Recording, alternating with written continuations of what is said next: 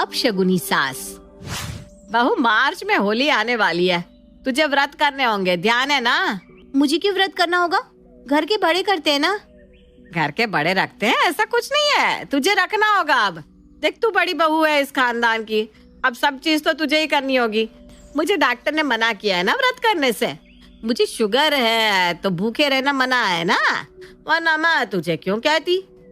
Mummy जी, जरूरी थोड़ी ना है कि व्रत ही रखा जाए, नहीं रखेंगे हम तो क्या ही होगा। व्रत तो तुझे रखना ही होगा बहू, इसलिए तुझे 1 महीने पहले से बता दिया। हमारे घर की यही प्रथा है। ठीक है मम्मी जी, एक दिन मैं जैसे तैसे गुजारा कर लूंगी। कनिका का मुंह उतर जाता है और वो अपने कमरे में चली जाती है। इधर रागिनी रसोई में चली जाती है और गर्मा गर्म गुलाब जामुन खाने लगती है। शुगर, काहे का शुगर मुझे? ये शुगर मेरा कर ही क्या सकता है। बहू के चेहरे का रंग देखने लायक था, व्रत के नाम पर कैसा हो गया था। बहू व्रत में रहेगी और मैं दबा दबा कर खाऊंगी दही बड़े होली पर। रागिनी को बस बैठे बैठे यही सोचता रहता कि किस तरह कनिका को परेशान किया जाए।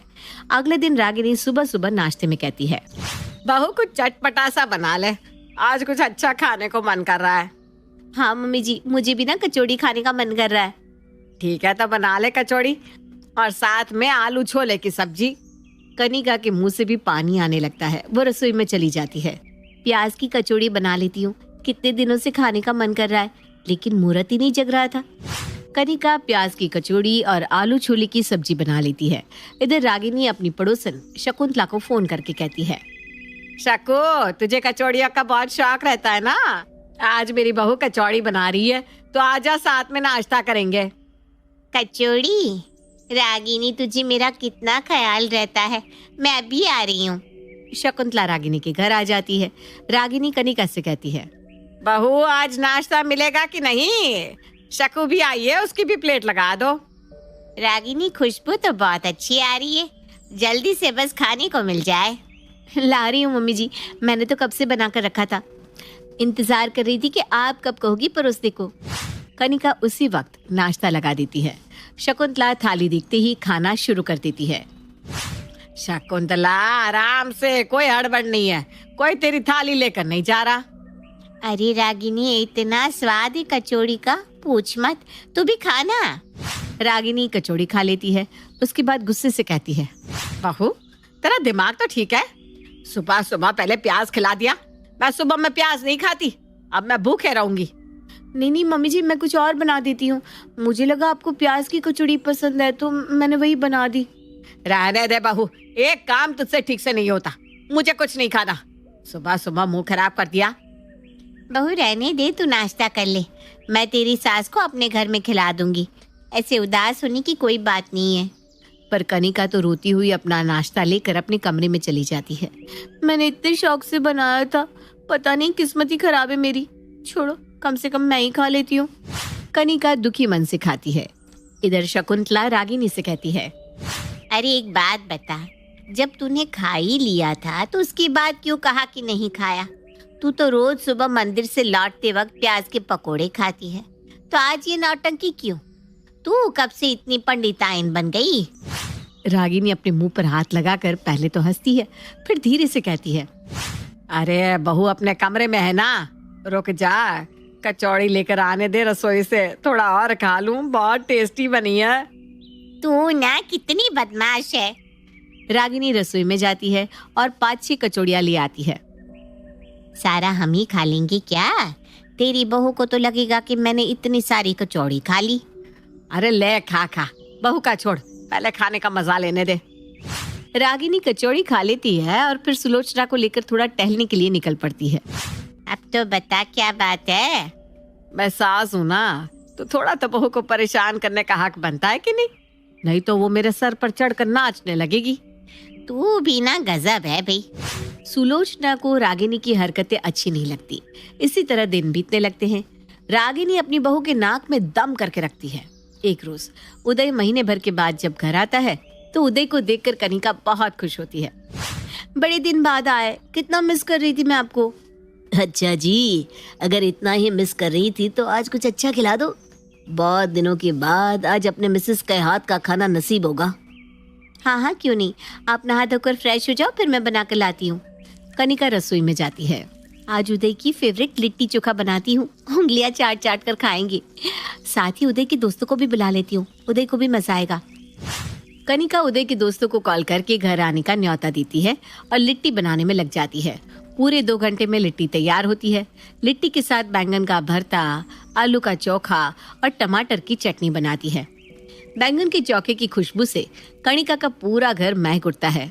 उदय कहता है, लाओ लाओ भाई, जल्दी लाओ, खुशबू जबरदस्त आ रही है। अभी रुक जाओ, सबको आने दो। मैं सबके आने तक बर्दाश्त नहीं कर सकता, मुंह में पानी आ रहा है। मेरे साथ माँ की भी प्लेट लगा दो। लाती हूँ। कनिका दोनों की प्लेट लगाती है। उदय तो लिट्टी चोखा देखकर टूट पड़ता है, लेकिन रागिनी प्लेट को हाथ तक नहीं लगाती और उठकर अपने कमरे में चली जाती है। ये माँ को क्या हुआ, खाए बिना ही चली गई? मुझे क्या पता, तुम्हारी माँ को रह रहकर क्या हो जाता है, बैठे बिठाए उन्हें परेशानी हो जाती है। उदय खा लेता है। उसके बाद रागिनी कनिका से कहती है, मैं सब सुन रही थी बहू। मम्मी जी को बैठे बिठाए कुछ हो जाता है, हैं? तू ना दिन देखती है ना महीना, कभी कुछ भी बना लेती है। आज एकादशी है और तूने रसोई में बैंगन बना लिया, तुझे बुद्धि कब आएगी?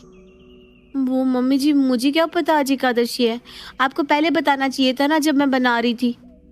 रागिनी मन ही मन कहती है, उस वक्त बता देती तो बैंगन का भरता खाने को नहीं मिलता। अरे तूने आधा बना लिया तब बोलकर क्या करती? बनाने से पहले पूछ नहीं सकती थी क्या तू? अपनी मन मर्जी जो करनी रहती है तुझे। मैं तो आज रसोई में नहीं खाऊंगी। तू रोज यही सोचती है ना कि मुझे भूखा रखे। मेरे एक के ना खाने से तेरी रसोई का अनाज नहीं बच जाएगा। नहीं नहीं मम्मी जी, ऐसा कुछ नहीं है, ये क्या आप बोले जा रही हैं। इतने में उदय के दोस्त आ जाते हैं और कनिका उनकी आवभगत में लग जाती है। इधर मौका पाकर रागिनी रसोई में जाती है और 4-5 लिट्टी के साथ आलू का चोखा और बैंगन का भरता लेकर अपने कमरे में चली जाती है और कमरा अंदर से लॉक करके खाने लगती है। खाना तो मेरी बहू तगड़ा बनाती है और बैंगन का भरता, आहा, कोई जवाब नहीं। उंगलियां खा जाऊंगी ऐसा लग रहा है। और लेकर आना चाहिए था मुझे। यहाँ छुप कर खा लिया और किसी को पता भी नहीं चला। लिट्टी चोखा खाकर उदय के दोस्त कनिका की बहुत तारीफ करते हैं। कनिका परेशान होकर एक रोज अपनी सहेली से कहती है, मैं क्या करूं यार, दुखी हो गई हूँ अपनी सास से। जो भी करूं उसमें उनको दिक्कत ही होती है, फिर वो पूरा दिन खाना भी नहीं खाती।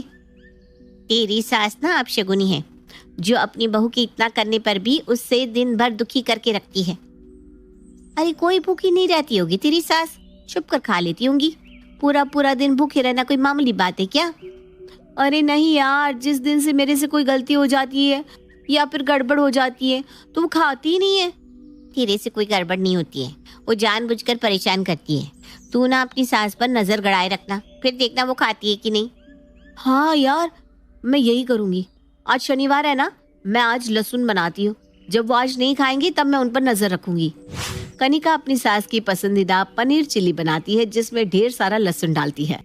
आप देखती हूँ सासू माँ आज क्या करती है। मम्मी जी, आपको खाना परोस दूँ? हाँ हाँ, डाल दे बहू, फिर खा के थोड़ी देर में सो जाऊंगी। कनिका पनीर चिली और फ्राइड राइस परोस देती है। पनीर चिली देखकर रागिनी के मुंह में पानी आ जाता है, लेकिन उसे तो बहू को परेशान भी करना था।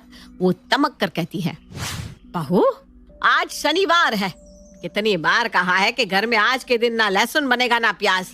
तुझे नियम कानून से कोई मतलब नहीं है क्या? अपने साथ साथ मेरा भी धर्म भ्रष्ट कर रही है। जैसे लाई है वैसे उठाकर ले जा खाना। रागिनी गुस्सा दिखाकर अपने कमरे में चली जाती है। पनीर चिली, उठने का मन ही नहीं हो रहा था, खुशबू से मन ललचा रहा था। रागिनी शांत शांत, बहू जैसे ही कमरे में जाएगी तू मौका देखकर हमेशा की तरह रसोई में खाना खा लेना। कनिका अपने कमरे में जाने की एक्टिंग करती है। इधर रागिनी मौका देखकर रसोई में चली जाती है और दबा दबा कर पनीर चिली खाने लगती है। कनिका, जो कि रागिनी पर नजर रखे हुई थी, वो भी रसोई में पहुंच जाती है और रागिनी को रंगे हाथों पकड़ लेती है। मम्मी जी, जब खाना ही रहता है तो इतना ड्रामा क्यों करती है आप? यही चीज आप बैठकर खा सकती हैं। सिर्फ मुझे सताने और ताने देने के लिए आप ये सब रायता फैलाती है ना। कभी सोचकर देखिएगा, अगर मेरी जगह आपकी बेटी हो और उसकी सास भी उसे ऐसे ही परेशान करे, उसके हर काम में नुक्स निकाले, तो आपको कैसा लगेगा? आप भी तो किसी की बहू हैं। आपके साथ तो दादी ने ऐसा कभी नहीं किया होगा।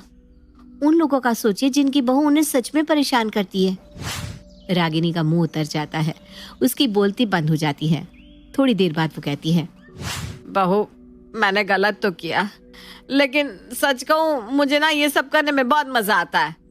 तेरी बातें सुनकर मुझे बहुत बुरा भी लग रहा है कि मैंने तेरे साथ गलत किया। आपसे मैं तुझे परेशान नहीं करूंगी, तुझे जो जैसा करना हो करना बस। कनिका अपने कमरे में चली जाती है। अगले दिन रागिनी छुप छुप कर रसोई में खाती है, लेकिन बहू को परेशान नहीं करती। हाँ, वो बेचारी भी क्या करे, अपनी आदत से मजबूर जो है। छुपा कर खाने का मजा ही कुछ और है।